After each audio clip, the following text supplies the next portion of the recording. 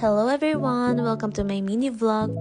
Today, share ko ang experience ko sa 12 hours layover ko here in Istanbul. Sa laki nga ng airport nila, sa 4 na oras na layover mo ay mananakbo ka talaga, lalo na kung may delay yung una mong flight. Dito sa part na to ay naligaw-ligaw ako dahil sinundan ko yung mga kasabayan ko. Hinanap ko yung shopping and food hall nila, kaso dito sa binaban ko ay need ulit dumaan sa x-ray.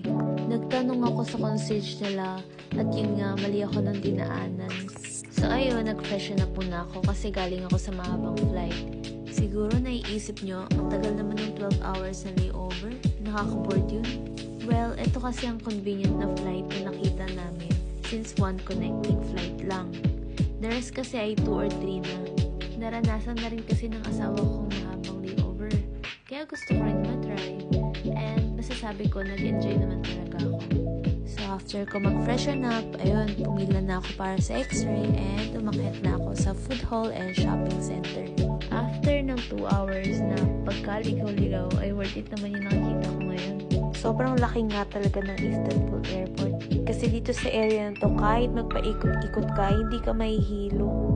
Ang dami ring mamahaling brand na nandito, tulad ng Louis Vuitton, Gucci, Hermes. Halos lahat ata nandito na. Ang dami rin nakakalat ng mga kainan. Mostly mga breads, pastries, and syempre ang daming kapihan. Sobrang dami mong madadaan na kainan. Mamimili ka na lang kung saan yung pinakagusto mong spot.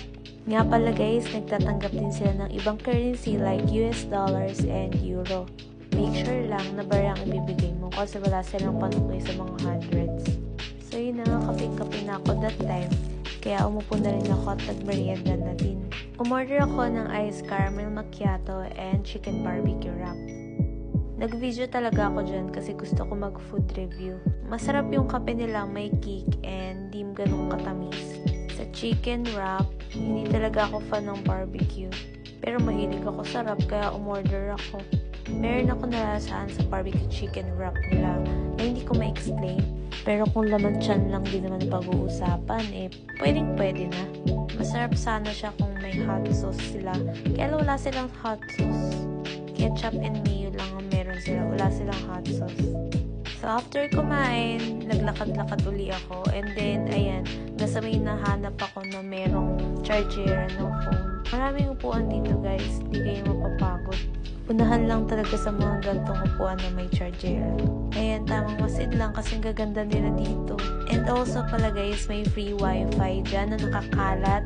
So, may free 1 hour na wifi per passport. Isa-swipe nyo lang yung passport nyo guys. Maraming ganun na nakakalat, so make sure lang na use it wisely.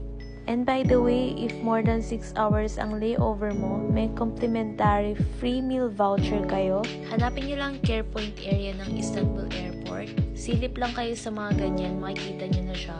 Or better, mag-ask kayo sa mga concierge and ipakita nyo yung boarding pass nyo if eligible kayo for the complimentary meal voucher.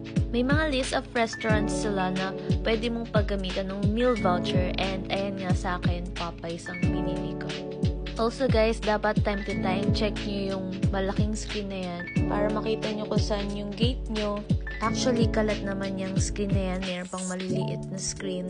Make sure lang na lagi kayo mag-check kasi nga sobrang laki ng airport. Hahanapin nyo pa yung mismong gate na yun. Like ako, nakita ko na yung gate ko. So, F12 ako that time. Nakala ko pagbaba ko, malapit lang. Ang haba pa ng nilakad ko guys.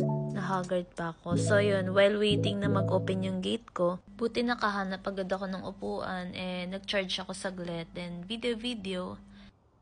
And ayan, nag-open na yung gate namin, bound to Catania, Sicily. So, ayun, nagdakad na ako, pumunta agad ako kasi excited na ako. Akala ko talaga pagbaba ko, malapit na lang yung boarding gate namin.